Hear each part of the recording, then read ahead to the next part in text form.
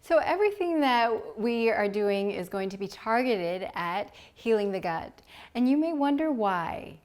You know, it was Hippocrates who says that disease begins in the gut. And I don't know if all disease begins in the gut, but I think all disease is heavily impacted by the gut. Now we know that inflammation plays a huge role with any kind of disease.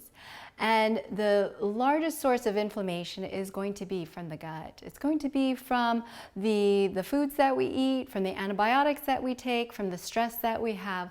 All of these things are going to contribute to gut health. So what is leaky gut?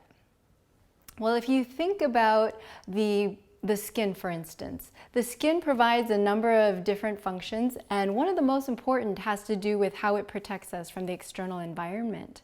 So you can think if you were going out to garden and you were to cut yourself, and now you have access to your blood of bacteria, fungi, viruses, and it's the same type of thing that's happening in the internal world in your digestive system.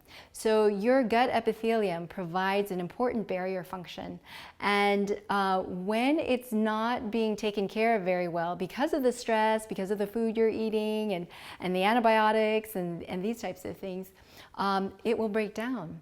And when it breaks down, now you have undigested food. You have undigested food particles that have access to the internal environment. You have bacteria, toxins that also are getting into the system. And how this is going to manifest over time when it gets bad enough is that people will have issues like foggy brain and weakness, muscle pain, joint pain. It's going to put you at risk of autoimmune disease, cancer, and as I said, anything that causes inflammation is going to contribute to a lot of these chronic diseases like diabetes, cardiovascular disease, stroke, and heart attack. So whatever condition that you have, it is really imperative, it's super important that we're eating to heal the gut.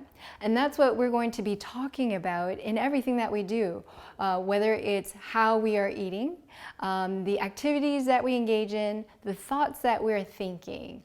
All of these things are going to be targeted at improving the health of the gut.